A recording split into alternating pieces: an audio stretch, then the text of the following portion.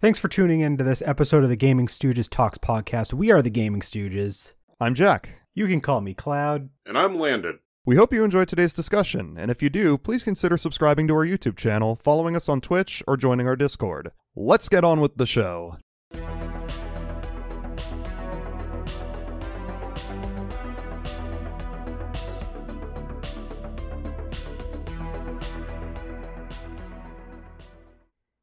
Hey kids, we're going to start another console war. Oh boy, my favorite kind of war. The 5th generation of video game consoles. We're going back yet another generation. So we did 7th, we did 6th, now we're doing 5th. How far back can we go? As far back as it takes. All the way. All the Generation way. 0. We're going to do a whole podcast on the video game crash in 1983. We're gonna do a whole podcast on the console war of Pong versus Galaga. Yes. Versus Space Invaders. You know? That'll be a great podcast. Anyway, so the 5th generation of gaming actually has quite a lot of home consoles. We're not going to go over all of them in detail, although we'll talk a little bit about the minor ones later on once we've talked about the major ones. But as every generation of gaming consoles usually has something big worth mentioning. There's actually quite a few big things that happen this generation in general. You've got the introduction of 3D games, and because of that, you've also got the rise of analog controllers to accommodate those games. So this is when we had stuff like, the Nintendo 64 controller, the DualShock came out later in the generation, Sega tried something, and just a lot of innovations there, plus the rise of CD-ROMs as a storage medium for games. A lot of companies, quite a few of the manufacturers, they jump shipped over the CD-ROM, except for one. We'll talk about it. So, we're working on it. The 4 major consoles, I'm just going to name them off really quickly, and then I'll go over them in depth after I've asked a quick question or two. And that is, we've actually got the 3DO interactive multiplayer. It's sold it's sold several million consoles. It counts. It's one of the quote-unquote major consoles of this generation. Ooh, Jack, you got to defend that 3D. We've got the Sega Saturn, we've got the Sony PlayStation, and of course the Nintendo 64. Those are the 4 major ones. There are some other minor ones. I won't spoil it, but I already have my argument for why the 3DO is the best console of this generation. I'm looking forward to it. Jack, I'm going to make you do double duty. Oh. Sell me on the 3DO and the Sega Saturn. Fuck, you gave me the hard ones.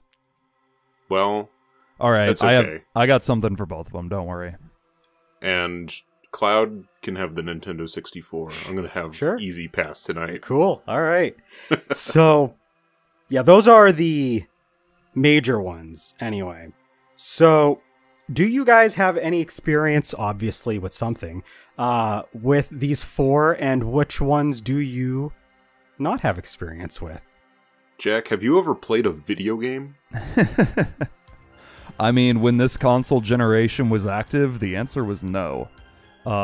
Because I have obviously played games on the PS1 and 64 and Saturn, never touched a 3DO, but I was born in the mid-90s, and I didn't get into video games until I was like 6, so this entire generation had come and gone by the time I started getting into not a major factor for you games. Then?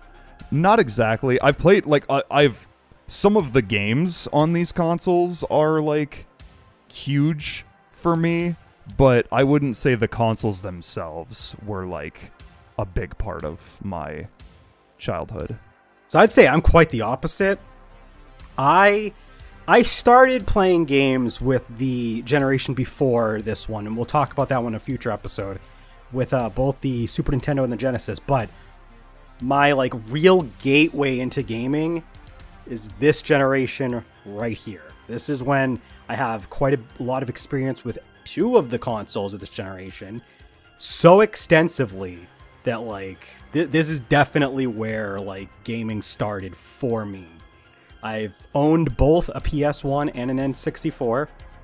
I've played a lot of great games on both of them over many different years. I've got a lot of great experiences I can talk about. So yeah, this is like the generation. I get to be the middle ground kid because I sort of played this generation. By that I mean I owned a Nintendo 64, and then if we get to it, we'll get to it. But that was the only major console I owned out of these 4. And then even then I owned, at the time, like 3 games for it. Oh. Yeah. Paper Mario. So Pokemon Stadium. Pokemon Snap. That's all you need. Yeah, I mean, there's reasons for that. At first, my dad didn't really want me to be playing video games because he was like, "Oh, you're just gonna get addicted to it." Because, and here you are, a fully functioning adult in your early 30s. That is, I got that corporate gig now, boy. Yeah, that is, and yet you're still gaming. So, and yet here we are. So like that was like part of the reason it took me longer than like Cloud, let's say. So I like for me to like start getting consoles. So like I didn't get a 64 until pretty late into like its lifespan, and same with Game Boy Color. Yeah. I did play video games before that, so I have like memories of like this console generation and like Super Nintendo Genesis stuff. So like I have that back knowledge, but like for me owning stuff, this is sort of the start of where I sort of pick stuff up. All right, so let's talk about the 4 major consoles. 2 of them are probably just going to go right by for the most part. The 3DO, so I'm going to give some extra detail like I usually do in our previous episodes. If you haven't watched those, they're great episodes. Go give them a look after this. But we're going to jump right into some extra details on the good stuff. We got the 3DO Interactive Multiplayer, which released on October 4th, 1993 in North America. If you're new to the podcast, we always do North American dates because that's where we live. We're American, bitch. That's why. But yeah, it was the first of the 5th generation consoles to come out. It has worldwide sales of at least 2 million reported, so it is obviously the worst selling of the major consoles this generation, but it has several million sales, so it is a major console, quote unquote.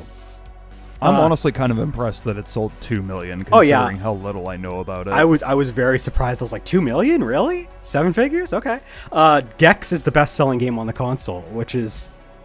Ooh, spoiler alert. Aw, you spoiled my point. Quintessential 3DO game. That's okay. I think most people remember the 3DO fondly for its infamously exorbitant launch price of $699 in 1993 money.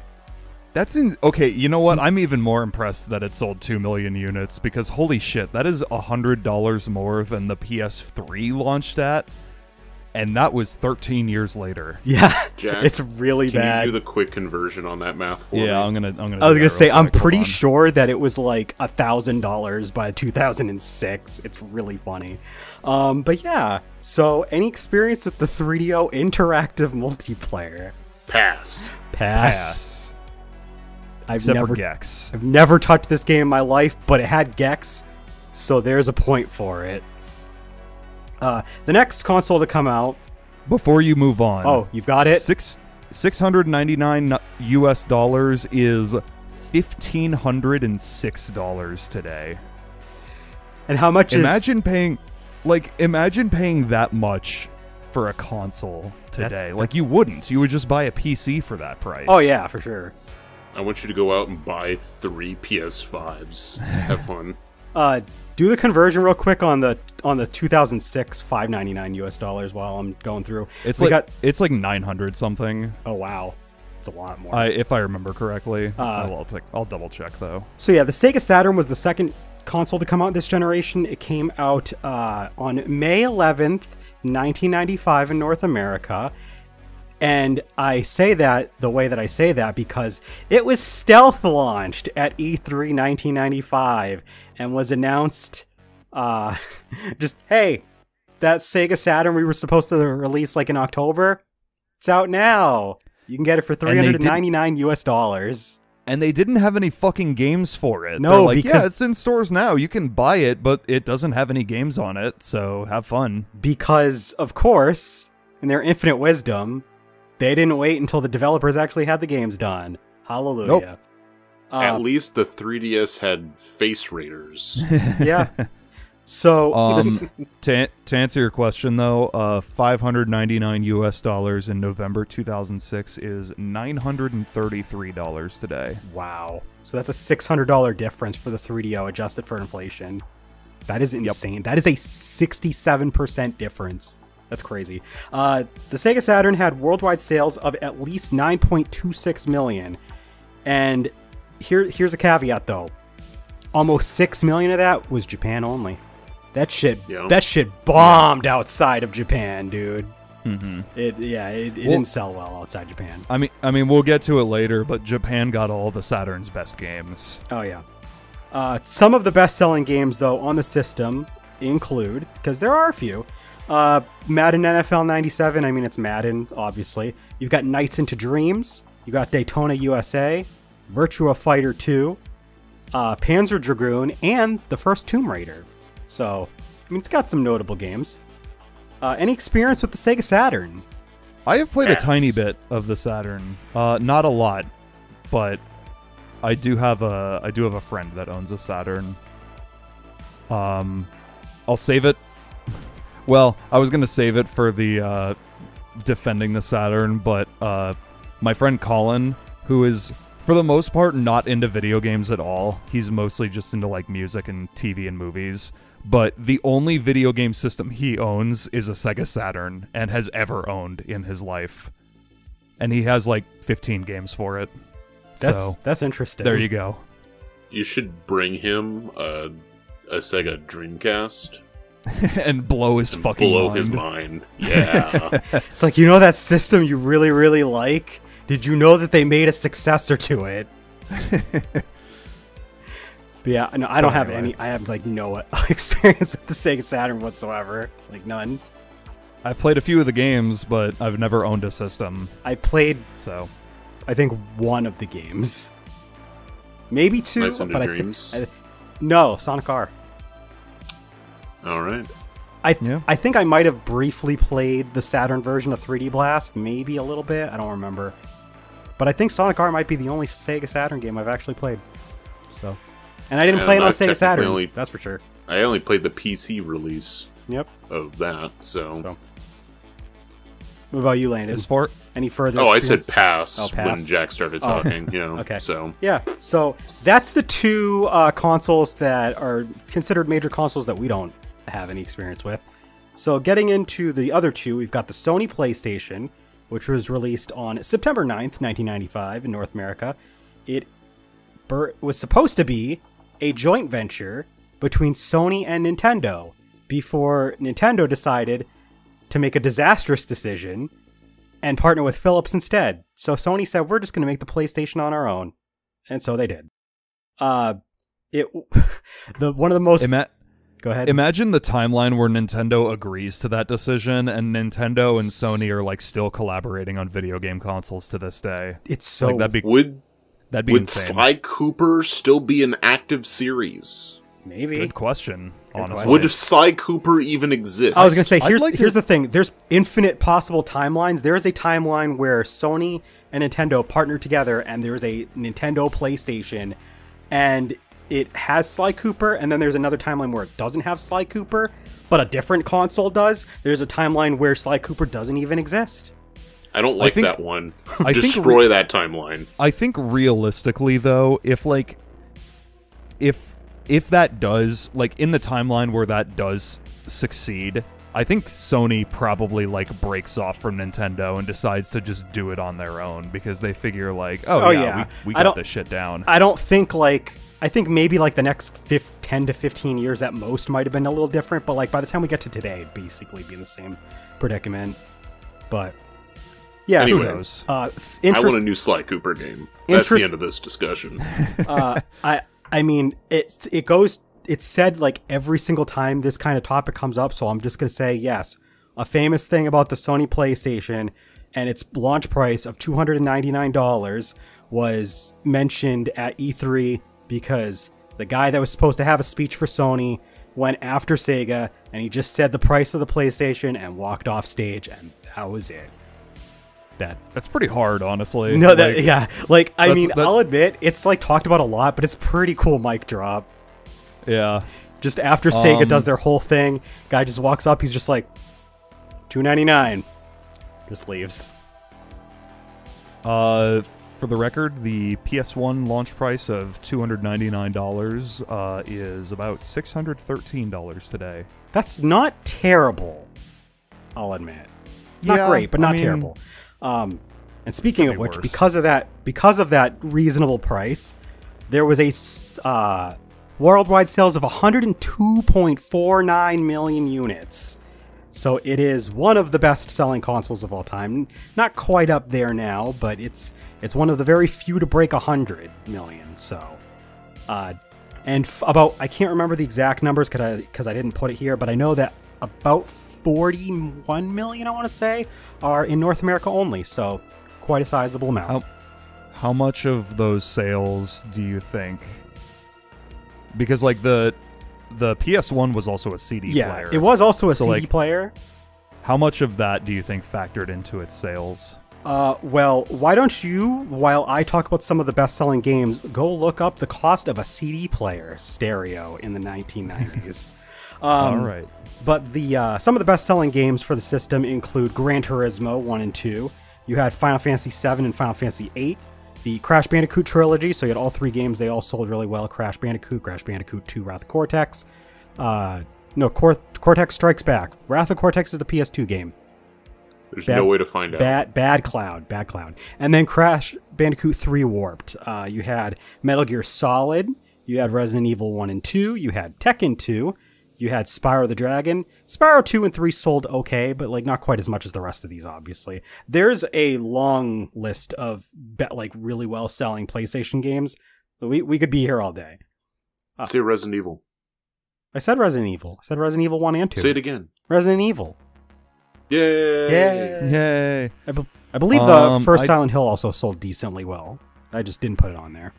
I have not found a concrete answer, but I think like higher end CD players cost up to about $1,000 in the mid 90s. Yeah, and I mean, but also like they were in everyone's cars, so I don't really know how much. Yeah, like a cheap it really affected sales. I mean, to be fair though, it's still it's not like the PS2 being a DVD player. Yeah, and that being a huge factor in sales, but but it is still notable because I mean, it was $300 for a CD player for your home that also had a game console built in. So I think it was less, important, like you said, as the PS2's DVD player, but it wasn't unimportant. But yeah, that's all the stuff I have to say about the Sony PlayStation experience and thoughts on the PlayStation. This is when there's actual stuff to talk about. Oh boy. I don't have a whole lot of first-hand experience with the PS1 just because the PS2 was backwards compatible with PS1 games, and I never really had a reason to use a PS1. Like, I played the games, just never really used an actual PS1. Fantastic. I have a ton of experience with the PS1. Both the games went with the PS2, but also the system itself. The PlayStation 1 was the first console I believe my mom actually owned, so it was like in the house for the family to use. It was like the first time we had that sort of thing. Because the NES was like something that my uncle would bring over and then let us like keep for a little bit, and they took it back after. So we didn't actually really own it in my home. He just let us borrow it for a bit. But this is the first console that we actually owned as a family. So this is where, like I said, I have a lot of experience with the console, the games. I did use the PlayStation as a CD player at points. It was, I mean, I think there was a point when that was our CD player for the house. We didn't have anything else. We had a PlayStation. Hell yeah. Later on, we would get an actual CD player, but I do remember that there was points where just had the PlayStation. I mean, I grew up on stuff like Crash Bandicoot, Spyro the Dragon especially, Ape Escape.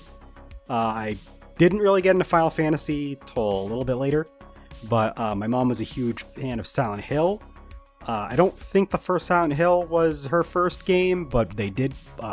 She and my uncle did play it quite a bit on the PlayStation 1, so I watched quite a bit of that. And I mean, there's a lot of other games. Need for Speed High Stakes. I talked about that on an episode of our top 90s games. I talked about that game. A couple of the early Twisted Metal games. So lots of experience. I did say on our console revisions podcast that the PlayStation's buttons for the power and reset are kind of poop. If you get crumbs in the buttons, the crevices are so wide that they can just get stuck. So that's the one problem I had with the PlayStation, is that like some people had issues with like the switches for the N64. We'll talk about the N64 in a bit. But no, I think we had quite a few problems like later on with PlayStation buttons sticking. Like, I'm not surprised. Yeah. Was that something they fixed with like the redesign? No. It was pretty much the same. Badass. Yeah. Because I had like that issue, and I had a PS1. My mom originally had the original bulky PlayStation, and at some point we had an issue with that one too. Hell yeah. So good job, Double Sony. hell yeah. I mean, other than that though, it's a solid system. I liked it. I never had experience with the PlayStation before the DualShock though.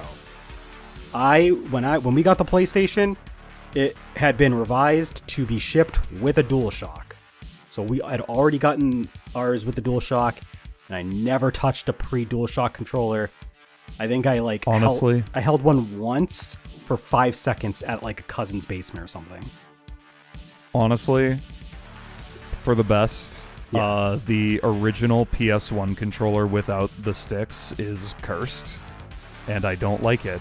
And also, just you describing the event of holding an original PS1 controller in a cousin's basement for 5 seconds. I'm just imagining your cousin being like, "Hey, come over here, hold this," and then you hold it, and you're like, "It's awful." I think it was a Get cousin, it away from and me. his uncle owned the console, and they had like 5 or 6 controllers. I remember playing Spyro Year of the Dragon, I think, on it, and like I remember they did not have a DualShock. They didn't. I think they had a dual analog, maybe one of them, but like they had like 2 or 3 other controllers, and they were all the regular one. They were hilarious. OG PS1 adopters. So yeah. Was it like doing crack when you felt that controller? No. Oh. Honestly, I remember the place was fairly clean. I think they were just gaming enthusiasts. Like they liked games, so they had the early versions of a system because they jumped in early. I think that's all it was. I would have remembered. What's up? Did they do their crack upstairs then? Maybe. Who knows? You might be onto something. Gaming in the basement, crack upstairs. Yeah. Crack in the family attic. activity. Crack in the attic. That that makes sense. There you go. Yeah. Anyway, for my time, Yes. I'll keep it short. I watched other people play the PlayStation more than I played it myself. I think the most I ever played it would have been when... This is real sad when I think about it. Do you folks remember when you could be dropped off at a grocery outlet and they had like a kid center? Yup. Yeah. I think I remember something like that. Yeah. Well, places would have those, you know, like get your Kroger, Safeway. It usually was the bigger ones, like Walmart's. I don't stuff. remember where I went, but I know what you're talking about. It's like those areas where, like, they also had it like doctor's offices for a while, where it was like there was a room with a bunch of like toys and like there was usually a chest. There was usually like a little table, you know, just kidified area for kids to hang out and play and stuff. I mean, on that note, unrelated, but I remember when I was a kid, there was a carpet store that I loved going to because they had a kids area that had a PS2 with NBA Street hooked up. Hell yeah. Fuck yeah, this place rules. Anyway, I'm pretty sure one of those was like the most I played on a PlayStation 1, if they had the PlayStation 1 at the time. Now, I did own a PlayStation 1 game. I don't think I own it anymore. I owned a Lilo and Stitch video game. Hell that was yeah. for the PlayStation 1, Wait, and I tried playing on my PlayStation 2, and then I never got the saves to work because I didn't have a PlayStation 1 save, like, memory stick. Yeah. And I was always upset. It's crazy that they made it for the PS1 because Lilo and Stitch came out in 2002.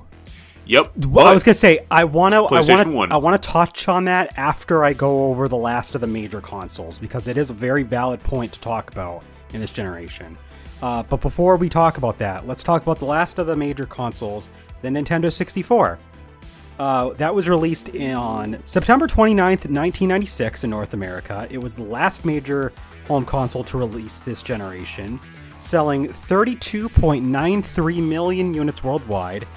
But, to be fair, because, I mean, it doesn't sound like anything compared to the PlayStation worldwide, and it's not, but it did sell 20.63 million units of that 32 million in North and South America. So it did pretty good in North America compared to the PlayStation versus worldwide sales. It's like instead of it being like a 3-1 margin, it's like 2-1 instead. So it's considering not that. Considering it was like an entire year late to the party, that's not terrible. It could have done a lot worse, honestly. Yeah, I think so. The thing is people very validly will say that the N64 was trounced by the PlayStation, but that is mostly true outside of North America. Like North America, I think, and also if you were just ear to the ground, just listening to kids talking at the time, it was a little bit less lopsided. It was still fairly lopsided, but there was quite a lot of people that liked, both of them, or there was quite a few N64 supporters. But notably, it was the only major console this generation that did not adopt the new CD-ROM technology. It used cartridges still, which... Yay! I mean, it comes with pros and cons. It's not a total net negative. On the plus side, most of those N64 games load up very quickly. You plop the cartridge in and you're jumping in the game right away because it's a card. So you didn't have the load times that CD-ROMs had. But at the same time, cartridges didn't hold a lot of space.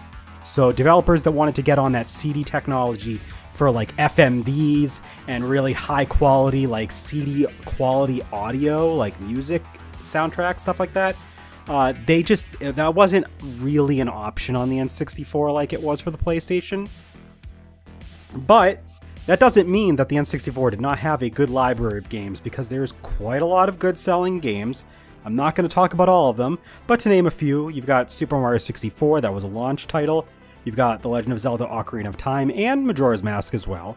You've got Mario Kart 64, got GoldenEye 007, Pokemon Stadium. Star Fox 64 sold really well on this system. I was surprised to see that. Super Smash Brothers. There's quite a lot more that I didn't talk about that you could put in here. And that's just some of the best selling. That's not even a lot of the best games. There's still a lot of good games that I didn't even mention there. Say Paper Mario.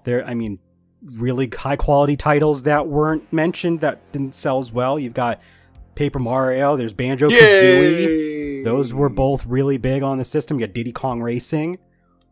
I don't care. Yeah. Just shut up. So yeah. Thoughts on the end? Say Iggy's Wrecking Balls. Yeah, say Iggy's Wrecking Balls. It just got added to NSO recently. God. But yeah, we got thoughts and experience on the Nintendo 64. Never played one. Really? Never heard of it. No, that's... I said you bet. No. I said earlier that I owned one. Yeah. Yeah. I was like, are you trolling me from earlier, or are you lying about earlier and you're actually telling me the truth now? I don't know. I don't know. It's not. Who knows anymore? We usually Jack shares first, so I guess Landon's like, whoa, I'm being put on spot. Huh? Oh, go ahead, Jack. Have fun. Okay. This is the one that I easily have the most amount of time spent on out of all these systems. Not only just for games played on it, but also how much like first-hand experience I have actually playing one of these systems. Because I had a lot of friends that had 64s, like friends that were older than me, and I had, I would go to their houses and play like Pokemon Stadium and Pokemon Stadium 2 and like Mario Kart 64 and Diddy Kong Racing and shit like that. So I never owned one, but I do actually have like a good deal of experience with it. Yeah, that's about it. This is definitely the console that I sunk the most time into early on. The PlayStation 1, I'll talk about it in a second after Landon gets to talk about his experience, but I played a lot more PlayStation 1 a little bit later on, but I did play a lot fairly early, but it wasn't mine, so I didn't get to really sink the time in. No, the N64, I did. I had Mario Kart 64, I spent way too much time on that game. Diddy Kong Racing, I played a lot of that. I had Super Smash Brothers, played quite a lot of that. I had a friend who would bring over GoldenEye, and we'd play GoldenEye a lot. Mario 64 itself, I played that quite a bit. Ocarina of Time, I played that quite a lot. Never ended up beating it. Did end up getting close, though. Very, very close. And I mean, there's a bunch of other games. I played a lot of Pokemon Stadium. I had both the expansion pack for the N64 controller itself, because the N64 controller was weird, and it had a little like slot in the controller, not the console, where you put in stuff like expansion packs for the memory that would help you save your Mario Kart 64 ghosts. But that slot could also be used for the transfer pack for Pokemon Stadium. I used that quite a bit. So I spent a lot of time with the N64, but more so when I was younger. So I was definitely a dumb kid, and I didn't beat most of the games that I played on the N64.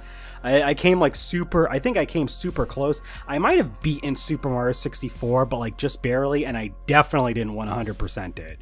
Like, I think I had enough stars to beat Bowser in the sky, and that was it. Like, I think I beat it that one time, and I never touched it again. But I played a lot of Mario Kart. I played a lot of Diddy Kong Racing. Didn't even beat Diddy Kong Racing. That game's hard. It is. It is really fucking hard. But I did also play a lot of Pokemon Stadium 2. I remember getting to the round 2 and beating the round 1 Mewtwo fight. That was pretty epic as a kid. Being able to use the Game Boy Tower in Pokemon Stadium to play your Game Boy game at like 3 times speed when you unlock the Dodrio Tower. You could also play it at like Doduo speed, 2 times speed before that. I remember a lot of weird stuff about Pokemon Stadium. And I never got to play Mario Golf with like the transfer pack though. That's something I've always wanted to do. Like, I have the Game Boy game, and I know you can connect the Game Boy Color game to the N64 game. Never done it yet. That's like on my bucket list. So my time with the Nintendo 64, I mentioned it earlier, it was one of the first consoles I owned. I didn't own a whole lot myself for it. So some of the experiences I remember of it is I remember watching one of my stepbrothers play the opening segment for Majora's Mask, and I was like, oh, shit. I also watched him beat Paper Mario, at least the Bowser boss fight, and he was like, well, if you want to watch what happens afterwards, you have to go get yourself a copy and play through the game. If I remember correctly, didn't you say he like kicked you out of the room, and you were like, no, yes. You want to see this, you have to beat the game yourself? Yes, that's how that happened. So that's, I mean... And then it became your favorite game of all time. Part of the whole story, so there you go. The lore. But I do... That's lore. I like that. So, for the stuff that I played, the two I played a lot on when I had the console at the time was Pokemon Stadium and Pokemon Snap. Like, I played those a ton. Good games. Yeah, so that was like the most of my time, and then I got a copy of Paper Mario 64 towards the end of its life cycle, like a bit before the GameCube came out, and I don't think I ever got past Tubba Blubba, the third chapter. When I was a kid. It wouldn't be until much later that I actually like beat the game. But I did do that once, and I definitely really enjoyed it. I remember playing Mario Party at McDonald's and shit. I remember I sunk so much time into Mario Party 3. I don't remember owning 1 or 2. I definitely had a friend who brought over 1 or 2. I don't remember which one it was. Probably 2, because I don't remember my hand hurting from analog stick stuff that the first one's really bad with. But I remember I played a lot of Mario Party 3. I unlocked every mini game in that game, including the single player only ones that you can only play at the minigame gallery. That game sunk a lot of time out of me. It was the first game where you got to play as Waluigi. He was and the Daisy. villain. Yep. Daisy also was her first Mario Party game as well. Daisy. Yeah, there's a lot of games though that are like really notable. Landon had mentioned Pokemon Stadium, Pokemon Snap. That was like a huge thing at the time because like when Pokemon was, like, blowing up, it was huge. Like, obviously you were playing it on the Game Boy. You just had, like, these, like, static sprites. So, like, having Pokemon Snap and Pokemon Stadium, which were both early games for the N64, well, for Pokemon anyway, that came out on the N64. And they had, you know, these fully 3D models of all the Pokemon. Like, that was really exciting at the time. And, like, especially because they didn't have to worry about any other development besides make the Pokemon look cool and then, you know, build the core mechanics of the game, which weren't, you know, it wasn't a big open game, so like they just had to worry. They were mostly worried about the models. Like I think they did a really good job making the Pokemon look cool. But the most important part, Pokemon Stadium, it's the minigames. Magikarp Don't Jump. give a shit about any of the fighting.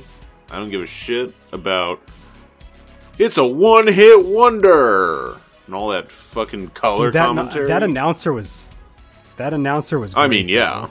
Come on.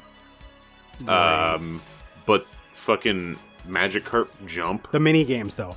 What is your favorite mini game from Pokemon Stadium 1? From the first one? It's tough. I need to remember which ones are in it. I'm more familiar with 2. Just as a quick question. So, because I will say, mine's definitely the Lickitung Sushi. The Lickitung Sushi, yeah.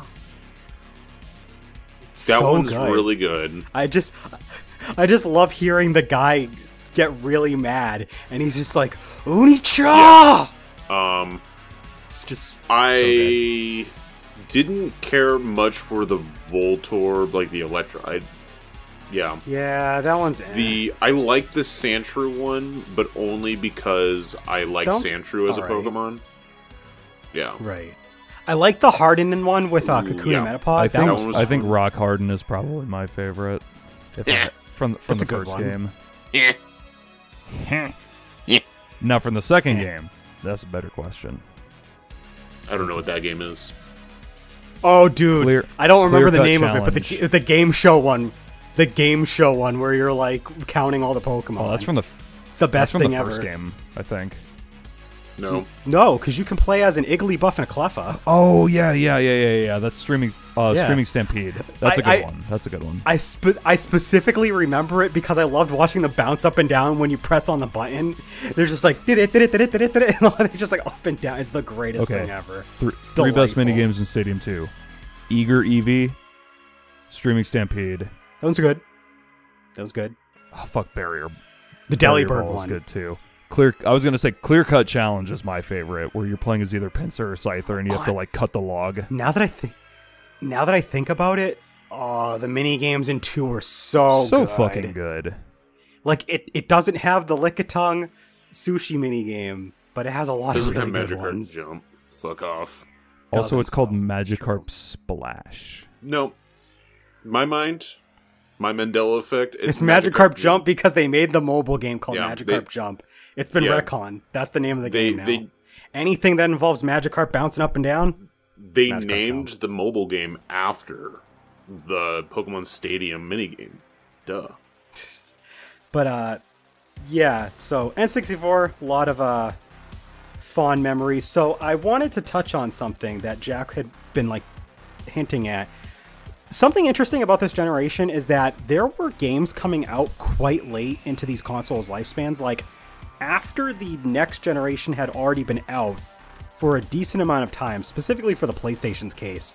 The PlayStation, keep in mind, the Sony PlayStation 2 came out fairly early in that generation. Came out in 2000. The PlayStation 1 was still getting games up until like 2003, at least major ones. Like, there's probably games that came out after, obviously, but like there was major releases in 2003. Digimon World 3 came out in 2003. Damn. Yu-Gi-Oh! Forbidden Memories was a 2002 game over here.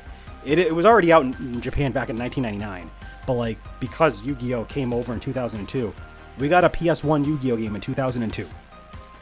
There was Dragon Ball games. I remember I mentioned back on the podcast episode for Dragon Ball, they gave us Ultimate Battle 22 in 2003, and that was a really bad game in 2003. Yeah, the PlayStation got a lot of games pretty late, and while not quite as much, because the GameCube did come out in 2001, I mean, there were some pretty late N64 games that came out right up until the GameCube came out, and I think probably a few notable ones afterward. Like, Jack, do you know of any like super late N64 games? By chance? I mean, the two that always come to mind when I think of like late N64 games are Paper Mario and Conker's Bad Fur Day, which both came out in 2001. Yeah, Pokemon Stadium 2 also was 2001. I want to say there was something that came out in like 2002. I don't remember when Mario Party 3 came out. I think that was 2001. Maybe 2000. Let me see. Mario Party 3 came out in 2000. Well, May 2001 in America. Okay, so it came out in 2000 in Japan. So I mean that was a fairly late release. So yeah, there was some fairly late releases in that generation. So I wanted to ask, did you guys have like more substantial experience? Like, I had a lot of experience with the PlayStation especially, but also to the lesser extent the N64, like several years into the generation that had followed it. Like, I was not fully into the PS2 and GameCube generation until like probably 2004, and I was still playing a handful of games here and there even then that were on the PlayStation 1 up until like 2008 or so, to be honest. But definitely played a lot of PlayStation games in the early 2000s before PlayStation 2, that's for sure. I played quite a bit of like definitely Pokemon Stadium like for a long while, because my sister and I would just play the mini games. That's all you need. Yeah, I mean, I definitely played a lot more on the GameCube when I got that, and I got that fairly early in that life cycle. I feel like it might have been out for like a bit before I got it, but I definitely like got it and played that really hard. But no, I did play. I still kept my 64 like hooked up, or as long as my sister didn't steal it, and just so she could play Magikarp Splash. All right. So I think we've talked enough about the major consoles. There were a few other consoles. Most of them are kind of weird, so I'll just kind of go over them really quickly. There was the Amiga CD32, which was a system from Commodore. That came out in September 17th, 1993. So it was an early system that came out, but it never really gained any traction. It's not technically a new console, but it is a new piece of hardware with its own library. We did get the Sega 32X in 1994 originally. This I didn't mention this, but this was a period when Sega of America and Sega of Japan just could not get their shit together and decide on one united front for a pathway forward with their consoles and hardware and software. So they did like a bunch of stuff, and it didn't really pan out all that well. It cost them way too much money. Oh yeah. So it was, yeah. There was also, now this is just me just reading Wikipedia, the PCFX by NEC, released in 1994. I don't know what this is. I know what this next one is, although we didn't actually get it over here. It was, I'm pretty sure, a Japan-only system. The Apple Bandai Pippin, which, yes, was Apple and Bandai teamed together for a console that was released in 1996. Pretty sure only Japan got it, though. And even if we got it, did not sell well at all. Weird. There's also something called the Pladia by Bandai. Bandai was really dipping their toes in the console space. It is not really a full console. It's like a Leapster style console, but like you could technically buy separate games, but it was edutainment games only, pretty much. So it was basically like a Leapster, but it was a little higher end, but still it was pretty much just a, the Leapfrog, just like those like edutainment based kind of consoles. I don't know what this is, but apparently in Japan only, there was something called the Casio Loopy, released by Casio in 1995, and the target was female gamers. They wanted to sell it to female gamers. Jack, I think he's just making shit up at this point. I might be. I don't believe what I'm reading. Oh, also, do you guys remember the IQ player, aka that thing that was only released in Japan as like an N64 for, not Japan, China? Yes. There was an N64 in China. I was going to say no until you said China, and then I was like, oh yeah, I've definitely heard of this. I was definitely in China in the mid-late 90s. Yup. As a fetus. I mean, it's notable for being a console in China from Nintendo. But other than that, like, I've never touched or seen one. Obviously. Maybe one day. So yeah, that's like, oh yeah, and there was also the Atari Jaguar, which for some reason wasn't even listed among these other ones, but it is in the sales data for the generation. You want to know how many sales the Atari Jaguar has confirmed? 250,000. I was close. That's much lower than the 3DO. Yeah, much lower than the 3DO. In fact, it's lower than the 32X, the hardware add-on for the Genesis from Sega. It sold less than a third of the 32X. So that's fun. Atari? Why'd you do this? Atari literally died with this console. Like, they That's so funny. R.I.P. Atari. Pour one out. I mean, they're still kicking, unfortunately. I mean... Yeah. It's not really Atari. The name just belongs to whoever will buy it. So they just do whatever with Atari. Ooh, so you're saying I should buy it?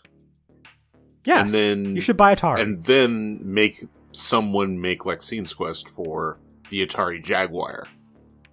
Sure. Okay. Fun fact, the best-selling Atari Jaguar game is Alien vs. Predator, with 85,000 units sold. Yeah, that makes sense. There was also quite a lot of handhelds released in this generation. Nope. I'm going to go through them all really quick, and then we'll maybe talk about a couple of them. There was the Virtual Boy from Nintendo. We don't so, talk about that one. It's technically a revision. We talked about it in the revision thing, but it also is technically kind of a new thing because it had its own library. You had the Game Boy Color. Pass. That also had come out. I want to talk about it later. Oh, smash. There was the Neo Geo Pocket and the Neo Geo Pocket Color. SNK had a game console, a handheld game console. It also had a Sonic game on it. Yes, it did. Pass. And then there was also the Sega Genesis Nomad. Ooh. You could play your Genesis games on the go. You know, if we're just selling the 32X, we might as well sell the portable Jenny. Yeah, might as well. And also, do you guys remember the Tiger Gamecom? Not even a little bit. What the fuck is that? You've never heard of the Gamecom? It's so bad. Look up Sonic Jam for Gamecom. I know Sonic Jam. It is the... But for Gamecom. It's worse. That's the Gamecom. The Gamecom one. It's fucking... It's so bad! I know this. It's so bad. I remember this. The Gamecom is so bad. Tiger Electronics literally thought, hey, you know those shitty electronics that we sell for like $10 so that like cheap moms can get their kids to shut up? Let's make a whole interchangeable console with that. It's a perfect idea. It's like those... Did either of you ever get those little stereos with the little song chips where you could put it in and played like 15 seconds of a hit song? I know what you're talking about, but I did not. I know what you're talking about. I did not have one. My sister got a few. Hell yeah. They're bad. So that's the idea of the Gamecom, in my mind. It is. Yeah, it is. You get the smallest bite-sized, very garbled mess, disgusting dumpster quality version of whatever you were hoping to play on something else. It's a perfect system. It's actually, I want to buy that. I want to buy Tiger Electronics. The company itself? Yes, I'm sure I could afford that as much as I could afford Atari. Honestly, to be fair. And it's not really like its own thing, but it is listed here. It is basically, it's kind of in like the same league as well, there was the Pocket Station, which is a thing that came out for Sony that like can connect to the PlayStation. It's kind of like it's like a VMU that Sega would do with the Dreamcast, the next generation, except Sega actually kind of did it right that time. I mean, the Dreamcast itself didn't do well, but they did good with the VMU. Sony tried to do this with the Pocket Station, and like, it didn't really take off. So yeah. So among those handhelds, was there anything that we wanted to talk about? I mean, I wouldn't mind talking about the Game Boy Color for a little bit, like not too long. I'll let you talk about the Game Boy Color, and that's it. We're cutting you off after that. Yeah. Well, listen, my exposure to the Game Boy was through the Game Boy Color. My first ever system that I owned myself personally, I think was this Game Boy Color. Maybe I had I think I had a Super Nintendo before that. But like my first major system that really like got me into gaming was actually this Game Boy Color that I got for my 7th birthday or 8th birthday. I'm pretty sure it was 7th, with Pokemon Red. And then I had, a Smurfs game, and then because it was a Game Boy Color, I could take advantage of that, so I played like a Buzz Lightyear game on it. There was Gex 3 Deep Pocket Gecko that I mentioned in a previous podcast. That was actually a pretty fun time, I suppose. Pokemon trading card game for Game Boy Color. That was a game I played quite a bit of. I mean, it was mostly a Pokemon machine, let's be real. I was like a stupid kid that just wanted to play all the Pokemon games he could play. So that was most of what I played, but I mean, I played, some other stuff. Mostly licensed stuff, but also Gex randomly. Sure. Hell yeah. Yeah. So yeah, I played quite a lot of Game Boy Color. I'm sure that we can just do a podcast on the Game Boy and Game Boy Color separate at some point. So like, we don't have to sit here all day talking about the Game Boy Color. It was mostly just made so that people had something new to play on while they continued to work on the Game Boy Advance, because that wasn't ready yet. So they took a few more years for that. And then they axed that was the main thing. it's funny too, because like the Game Boy Advance itself only lasted about as long as the Game Boy Color did before the Game Boy Advance came out. So sad. A little bit longer, but it's like, yeah, you had like 3 years Game Boy Advance, 3 years DS. And both of those did have games coming out after their successor came out. Like, True. So they were in a similar situation. Yeah. So out of all of these systems, I mean, it's a funky generation, isn't it? A little bit. It definitely happened. It definitely did happen. It's According to Wikipedia, this time frame happened. It's funny thinking about how the 64 was the silver medal of this generation in terms of sales, and it sold less than half of what the PS1 did. Yeah. Like Sony fucking dominated this entire generation. Well, when Square Enix is releasing hit RPG Chrono Trigger for it, Yeah, what do you expect? that is true. Square Enix hit RPG Chrono Trigger is in fact on the PlayStation 1. The PlayStation. It is on the PlayStation 1 and not the N64, to I've be never fair. played So I've even never though, played that version of the game, but I've heard the load times are awful. That's like I mean, the part of the game. to be that's, honest, like like you know, it's not even that bad. Like, yes, it loads slower than every other version. Like, I can't, like, they didn't optimize it for it being on a CD, but like that was my first exposure to Chrono Trigger, and I didn't really feel like I was having any problems with the game. I still loved the shit out of Chrono Trigger, and that was the way I played it for the first time. So like, all that matters is it got those animated cutscenes in that version. Yep.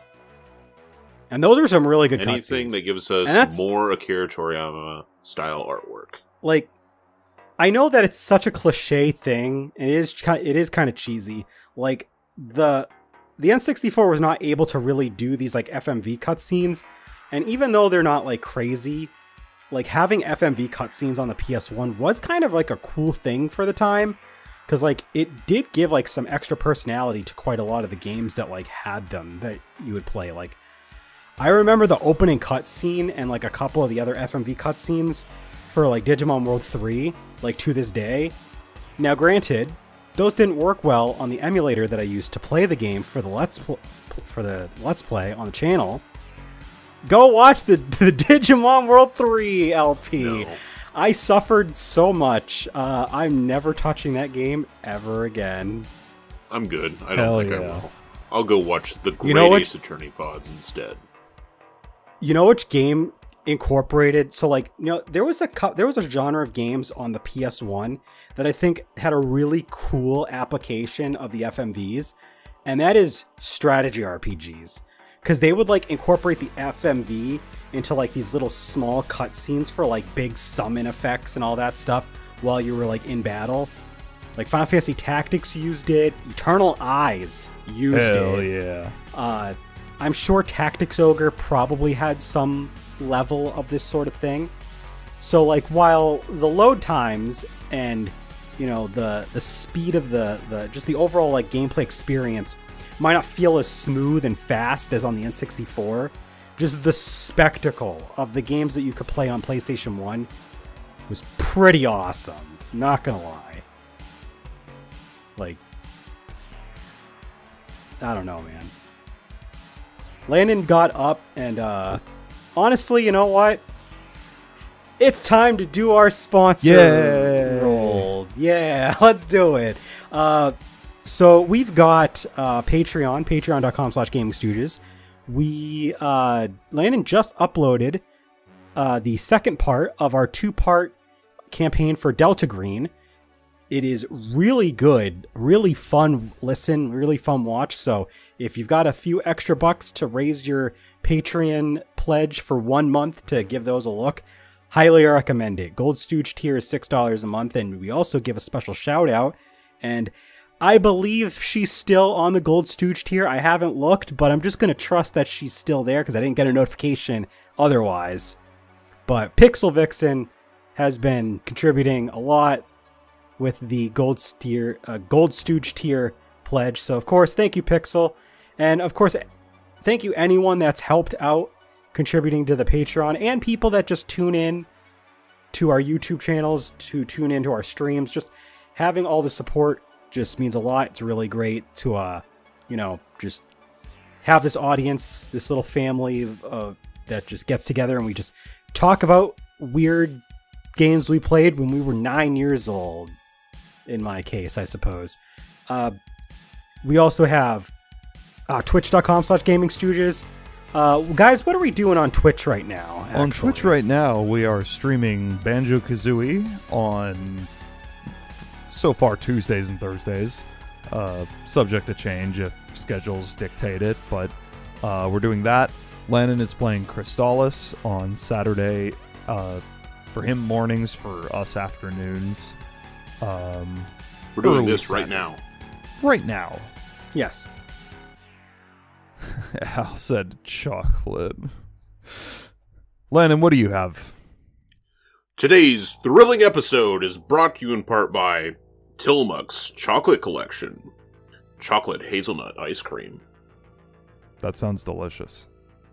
I need to buy me one of those. I've been putting it off because they've been at the store like every time I've looked, but those look good. I have a tub of like I have a tub of like I think it's old-fashioned vanilla Tillamook in the freezer right now. So, this specifically dark chocolate ice cream with hazelnut and hazelnut butter swirls. The reason why I'm kind of like, I guess not adverse to buying it, but like why I'm kind of hesitant is because Bethany doesn't really like chocolate ice cream that much. So I would pretty much just be eating the whole thing myself. And I'm like, that's a lot of ice cream. I don't want it to go to waste. So what's the issue? So you know what you do, Jack, Yeah. right? Do what Landon's doing probably, and do what I've done, and you eat it right out of the bowl, out of the container, and then when you're done eating it for now, you just close it back up, put it back in the freezer, and then you have more ice cream for later. I know, but I'm always bad about crazy idea. I'm right? always bad about like finishing like gallon tubs of ice cream. Or, Okay. Well, I guess only those are quarts, not gallons. You know what? You could just send your leftover ice cream to Landon. He'll eat it. Yeah. In fact, I know a certain day you can just bring it to Chicago. True. You know. Yeah, just get a cooler, throw a bunch of ice in it, throw the Tillamook in there, and just have a Tillamook party with Landon. That's how it's going to work, right? I think so. Yeah. He's going to be driving. I'm just going to be spoon-feeding him ice cream. Yeah. We'll laugh. We'll cry. He's going to... You're going to be in the... Landon's going to be in the back seat with, like, the cooler, and he's just going to, like, reach around and, like, give Jack spoonfuls of ice cream from behind. Oh, boy. That is quite an interesting... Oh, yeah, Al's not a chocolate fan, by the way. Al's in our chat, doesn't like chocolate. Well, guess what? They have other things than chocolate. They do. A lot of other They have a things. lot of different flavors. Like, you could just get So I have French a few- vanilla if you really wanted. Their French vanilla is I have good a as few fuck. So I have a few random questions I just wanted to ask about this generation before we wrap it up. And I have an announcement that I'm going to make, but I think we'll still have time to do something later before we go for the night. But before we get to that, a couple questions I wanted to ask. And I'm going to ask the interesting question first. Of everything in the 5th generation, be it hardware, software, just experiences in general, is there anything that you didn't get to do that you feel like if you could just like put it on a bucket list right now, and it's like something that you want to try to get to from this generation, like be it games, hardware, whatever? Is there anything that like you can think of? Because like I have a couple of things. Like I've thought about it, and like I have always wanted to get a Sega Saturn and play some of Sega Saturn games, because I've heard some crazy good things about the Sega Saturn. So that's one thing. Like, from what I've been told, or like from what I know anyway, like the Saturn actually has like a pretty crazy library if you include all of the Japan only games, because Japan got like a lot of stuff that we didn't. Oh yeah, like so the Sega Saturn was so big in Japan. Like 6 million units might not sound like a lot, but for Japan, 6 million units almost is a lot. In Japan, the Saturn outsold the 64. Yeah, that's the crazy thing. I didn't mention it in the notes, so thank you for bringing that up. The N64, like I said, most of its dominance was in North and South America. Mostly North America, probably. But the Saturn actually did so well, it was in second place over in Japan, right? Like, obviously the PlayStation 1 crushed over there. But a very distant second place, but still, it did beat the 64, which is crazy. It did beat the 64. It was so popular that anime and manga will often reference the Sega Saturn and not the N64. That is telling. Like, you never see people, like when, like, there's stuff, like, when there's an anime or manga that either takes place in or was written around that time, you hardly ever see anyone playing N64 games in those serializations and series. You'll see them playing Saturn, though. Like, Neon Genesis Evangelion, I'm pretty sure Asuka was playing a Sega Saturn at one point. I think I remember that. There you go. So like, that's just an interesting fun fact. Yeah, the Sega Saturn, I definitely want to play that. And also, I know this is kind of like almost peer pressure on Pixel's part, but like, I kind of want to get it like into the Neo Geo Pocket. It seems kind of charming. I know there's not a lot of games for it, but there is Sonic the Hedgehog Pocket Adventure. It's true. That counts for something. Lennon has a book Did you have any right now. Huh? Oh. Hi, yes, you just found me while I've been just reading my copy of A Guide to Japanese Role-Playing Games. Hi. What can I help you? We have someone in our Discord server that was singing a lot of praises for that book. Look, games that you can play for systems like Xenogears that came out for the PlayStation 1 that I have not played.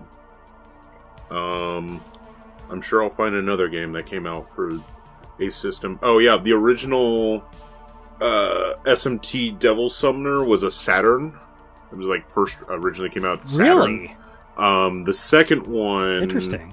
had a PS1 release,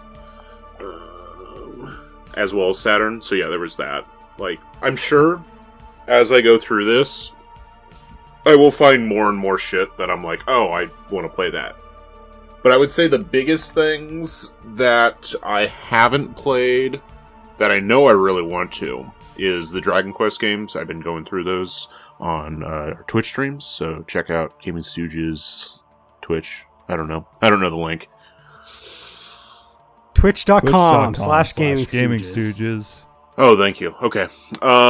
So yeah. I've been playing through those, and eventually I will get to the ones that were like on PlayStation 1, which I have zero experience with. I would say isn't it just number 7? Number 6 did number 6 come out on Super Nintendo or PlayStation? You know, I have a book that says this. Yep. We will consult the book. Yeah. Because I know that 1, 2, 3 was NES. 4 and was pretty sure 5. 5 was Super Famicom, PS2, DS. 6 was Super Famicom, DS, iOS, and Android. So then it's 7 just 7 was PS1, 3DS, Android, iOS. Yes. Okay. So the point is, I want to get to that one. Okay. I mean, I'm sure there's other stuff. Like I said, Xenogears. I would like to play more of Chrono Cross, because I like that. I haven't played Chrono Cross. I've watched my friend play it, and like, it looks cool. It looks really cool. So I want to play it. From what I played, it is a lot of fun. Oh, and the early Suikoden, specifically like Suikoden 2. Okay. Have you played The Legend of Dragoon? I have played a little bit of it, yes. I do want to play more of that at some point.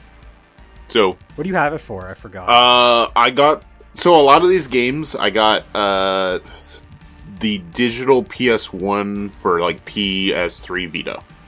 Okay. Yeah. So like I have like most of them downloaded on Yeah, my because Vita. some of them they did it like, yeah, they had it for like PS3, PS Vita. Some of them were also on. You could get them on PSP.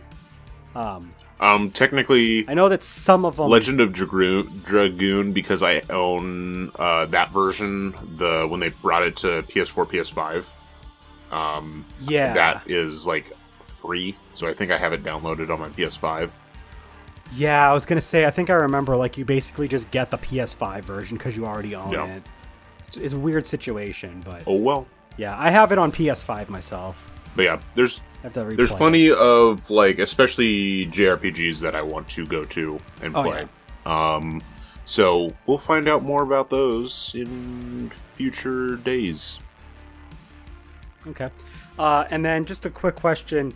I mean, I kind of already know like some of the answers that are going to be spat out here, but like, just real quick, like, what would you say is probably your favorite couple games Paper Mario from this generation? Paper Mario. From the whole you got Banjo from the whole generation. Yeah. Yeah. Okay. Yeah, Banjo Kazooie. Yeah, that one. Banjo Kazooie, definitely Diddy Kong Racing. I'm trying not to think of just 64 games because that's the one I have the most experience with. Tony Hawk Pro Skater 2. Specifically the PS1 version. I will say the PlayStation versions of the first two Tony Hawks are much better on than the 64 version. Yeah. Let's see. I'm trying to think of stuff off the top of my head. Obviously Glover. Obviously Iggy's Wrecking Balls. Yep. Obviously Balls 3D. I played Glover. It's aggressively it's okay. Very okay. It's like it's not bad, but just nothing sticks out. Mario Party, except the fact that you are a glove. Mario Party's 2 and 3. The first one kind of sucks. Jack, you need to tie this in with our last podcast topic. Say Superman 64. Oh, solve my maze. Superman 64, baby. Yeah. I can't believe we didn't mention that in our last podcast. We have to keep people just got to keep like listening to all of them. That way they get the full content. We got to make it a series and have callbacks. Eventually, you know, we'll talk about Kirby again. Yeah. Speaking of which, there was a Kirby game, Crystal Shards, on the N64. Oh hell yeah, yeah. That's a good Kirby game. That's a good That's Kirby definitely game. up there for me too. I love that game. I have a lot of favorites. Like, I'm not gonna like. Oh, list Majora's them all Mask! off, I can't believe I fucking forgot Majora's Mask. Okay, that's number one. Is it even beyond Banjo Kazooie?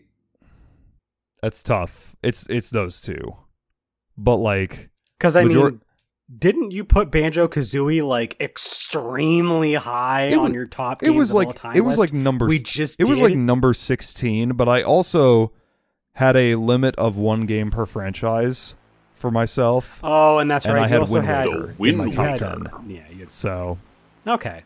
I guess that's fine.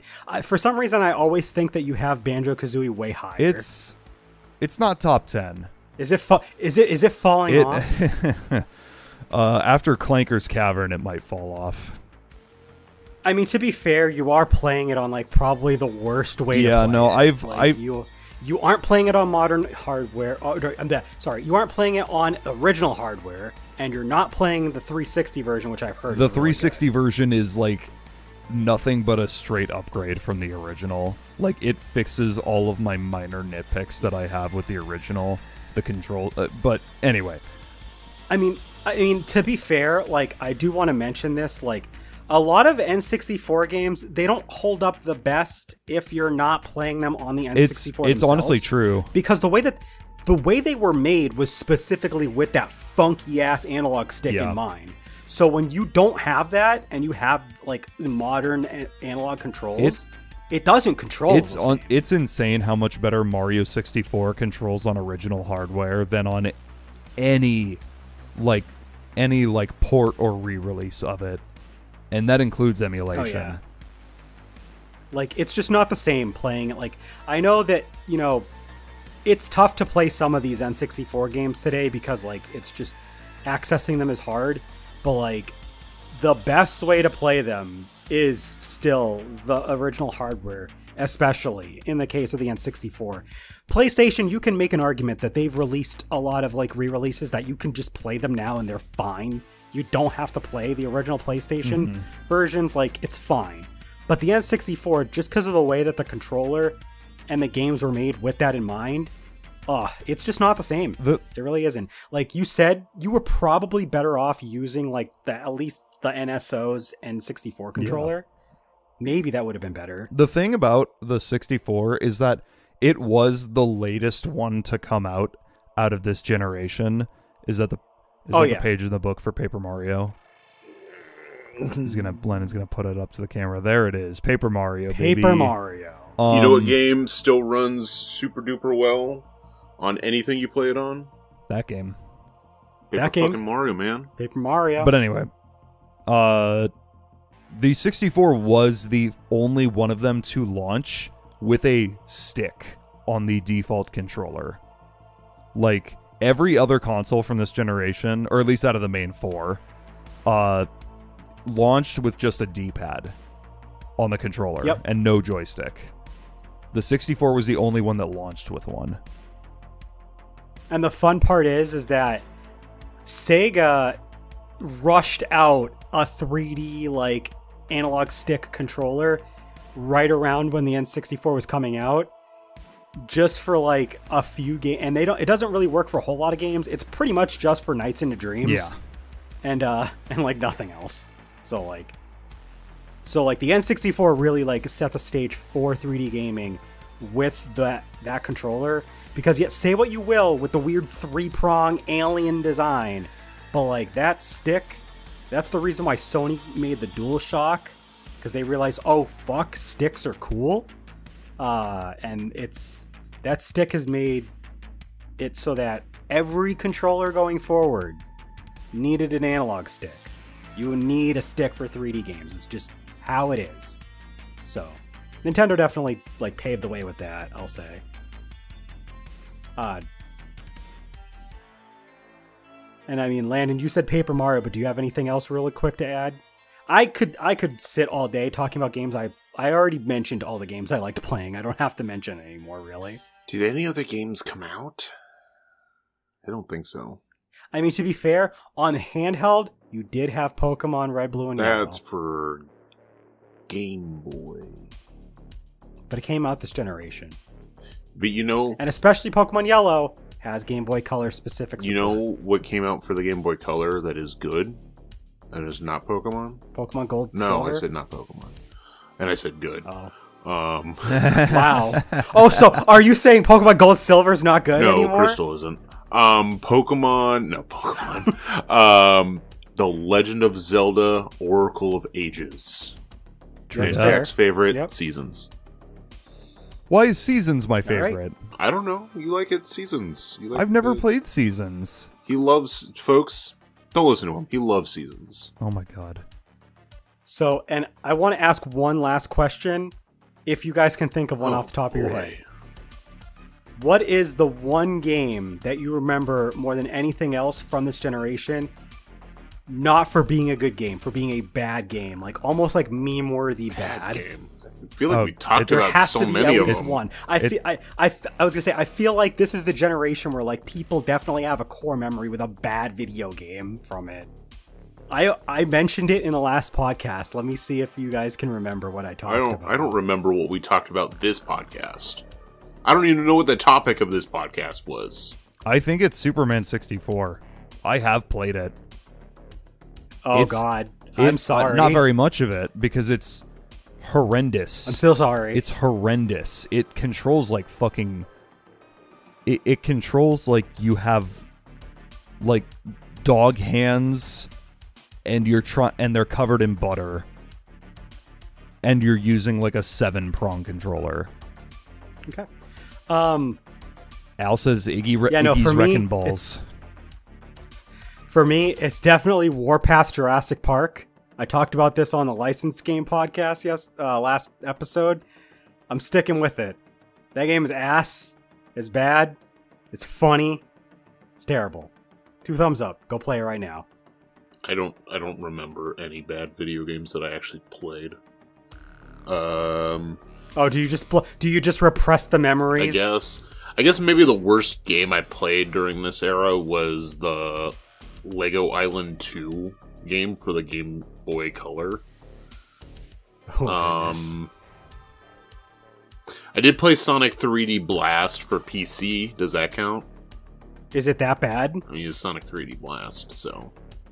Sonic 3D Blast is okay, but I mean, you could have hated it. I don't know. That's why I'm asking. Here's the thing. I bought the CD 2-pack for Sonic 3D Blast and Sonic R because I thought Sonic 3D Blast looked fucking rad, and I spent like maybe 5 minutes playing that, and then I switched over to Sonic R and only played that. There you go.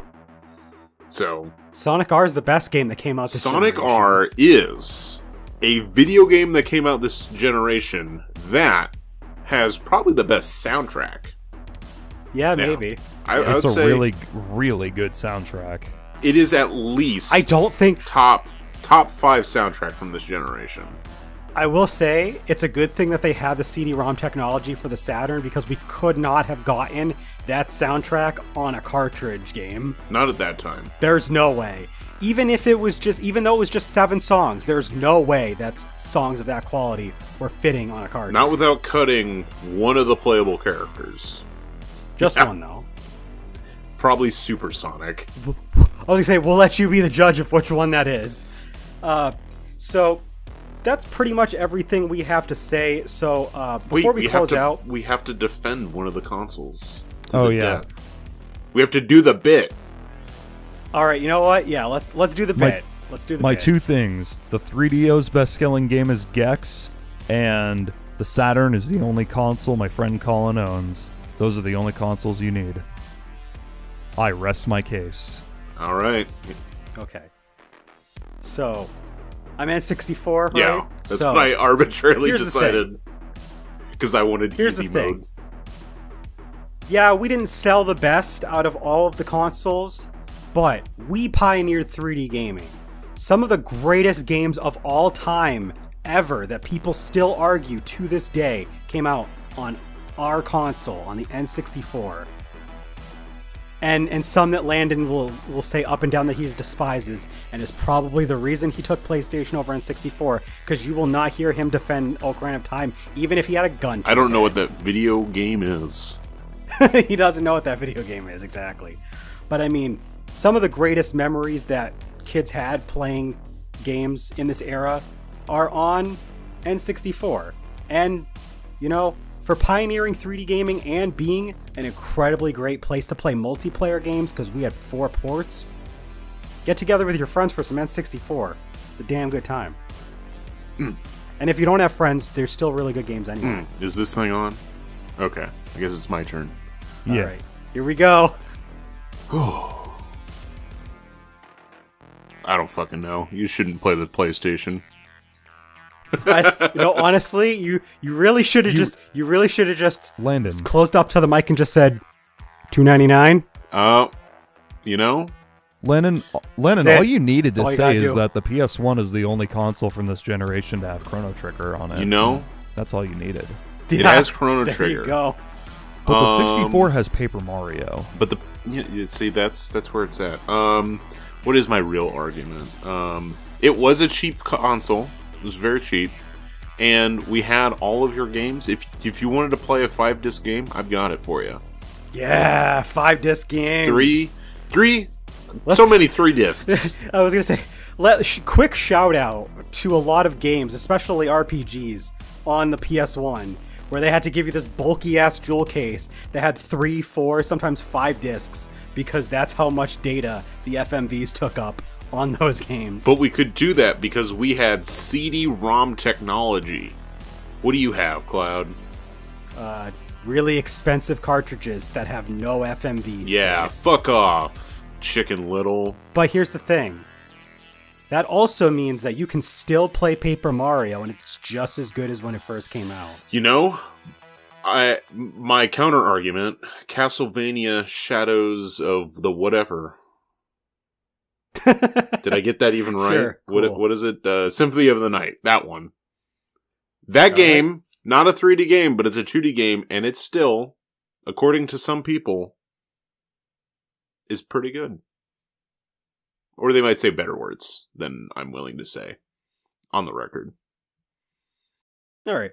So, closing up, I do want to make an announcement, and I know, so we talked about this in our Discord privately, but I am going to kind of make it a bit of an addendum, and I'll pitch to Landon basically as I'm saying this. So, going forward, it's gonna be a bit of a struggle for us to keep these episodes down to a decent length because we gotta be responsible adults in bed early now. It's pretty weird. So, going forward, the wrap-up section is not going to be really a common thing. If we finish up early enough, we can talk and catch up about, what we've been up to. So I will say, don't expect it to be a thing that we're going to do every episode. If we've taken too long, we're just going to say, all right, thank you, have a great night. But, while we're here, do you think we have time to do a quick wrap-up for this we have episode? a little bit of time. Catch up? Yeah, Al says, I want 4 to 5 hour podcast sessions. Al? What a shame. That's not happening. We better be making a lot more money on Patreon. I was going to say, we better be making enough money that we only have to work 4 days a week, and we have that one free day is all 3 of us off, and we do the podcast on our day off. And also, we can hire an happening. editor, because I am not doing that. True. Yeah. Anyway, Jack, have you been up to anything? Let's see. Our last podcast was on the 8th, if I remember correctly. Something like that. Let's see here. Yeah, I did a couple of things. Actually. I had to refresh my memory. Let's see. On the 15th, I went down to Indy to see one of my favorite bands, Mr. Bungle. Again. It was sick. On the 18th, which was a Saturday, I went to go see one of my other favorite bands, They Might Be Giants, and that was in Detroit, and I ended up... I've heard of them. I stayed the weekend... Oh yeah, I literally have it right here in my hand. I just picked it up. I got one of Scott Ian's picks from Mr. Bungle. Nice. Of Anthrax fame and Stormtroopers of Death. Shout out Scott Ian. I stayed the weekend with some friends up in Detroit that I hadn't seen in a while. I helped some friends move into a new apartment. And it got really hot out the last few days. Oh yeah, over here too. Was, we're in a... That was last week for us. It was over 90 degrees outside yesterday. It is sweltering out. But now. also, I'm kind of just a lizard, and I like the heat, so I'm happy about it. Okay. And that's about all I've been up to. Did you ever play a video game? Did I ever play a video? I did play some... I played like Mario Kart and a little bit of Smash... not Mario Kart, Mario Party with some friends and a little bit of Smash Brothers, but not too much lately, no. I've not really been up to a whole lot super new. I'm just kind of continuing stuff that I've been up to. So I'm still working through an upcoming video I'm going to be doing for my solo Pokemon channel. And spoiler alert for that. Did you guys know how stupid the mechanics for Smeargle's sketch is in Gen 2? So Smeargle's sketch is the only way that certain Pokemon are going to learn certain moves through breeding. And here's the cool part. You can't have Smeargle be transformed into by a Ditto and then sketch a Pokemon's move that you have in your party. No. Sketch on a transformed Pokemon doesn't work. So it's a pain in the ass to learn the sketched moves that you want to learn. It is... oh my god. You have to have Wild Smeargle sketch the move. And I went through such a process. in order to get fucking reversal from a Heracross onto a Smeargle and then breed that onto a Rhyhorn. Because that was the only Pokemon that could teach Rhyhorn reversal. If only more Pokemon could fuck. True. Yeah, so I'm learning cool stuff while I'm making a video about breeding mechanics, and now I get to talk about Smeargle for a whole segment of that. That's gonna be fun. Otherwise, I've just been mostly doing a lot of more like Project Diva stuff. I mean, I already collected the first few games. I played the one. It's not Project Diva, but it's like adjacent to Project. I'm sorry, I have a little Hellion meowing really loud all of a sudden out of literal nowhere. Just decided she wants to be really loud. Hi. So I've been playing Project Mirai DX is the game I was trying to talk about on the 3DS. It's like Project Diva, but not quite. Everything's chibified, and the way that they display the symbols on the screen is a little different. But I mean, it's a rhythm game, so it's still the same. But you can play Puyo Puyo on that one, so that's kind of cool. I also started playing the mobile Miku game the other day. There's actually a lot of songs that you can unlock. I don't like the typical mobile bullshit of it's you have to pay to win. So in this case, if you want to have a super high grade for the songs, like an A or S tier, you have to use stuff that you basically need to pay for, and I'm not touching that. So none of my scores for songs are going to be very good because I'm not paying that money. That said, you can unlock songs pretty easily without having to pay any money. I have a lot of songs unlocked, so I mean, that's pretty good. So, it's give and take. I just installed my AC today before this podcast. Hell yeah. Jesus Christ. There was no way we were going for a couple more days without an AC with how things were going. Cool room. So, luckily, it still works, and I can't wait to get out of this podcast so I can go in the cool room. Not gonna lie. And then last thing, I successfully hacked my girlfriend's Vita. It took a little bit to understand where to put files, but it was easy to do. And now I want to get my own Vita so I can do the same thing to it. Can you hack a PlayStation TV the same way? Yeah. It works the exact same way. So then you should just do that. But I like the handheld part of the Vita. But you could also have a PlayStation TV as well. You could? Just do both. You just have no argument besides, but you could have a PS TV. You could. You could. Just... You could shop at 5 or 6 stores, or you could only shop at 1. I'm gonna post that with you in the stories. You'll get it. Anyway, all you have to do is play Gravity Rush, and then I'll forgive you. Yeah. Yeah, you really wanted me to play Gravity Rush is the best game available for the PlayStation Vita. It really is. Okay. I'll definitely think about that one because I have heard a lot of good things. I said what I said.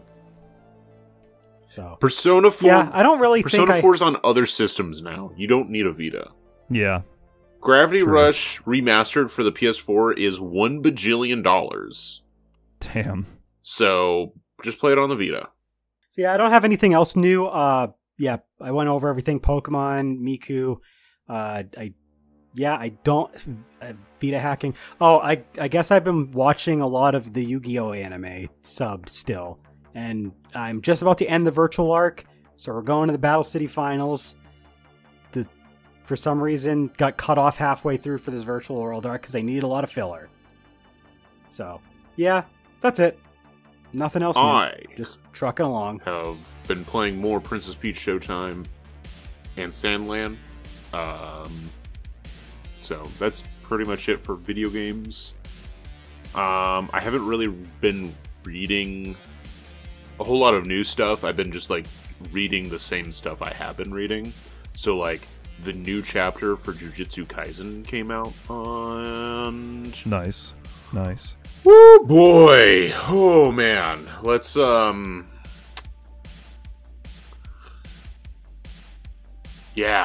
Yeah. Yeah. Some good fucking shit is happening in the current fight.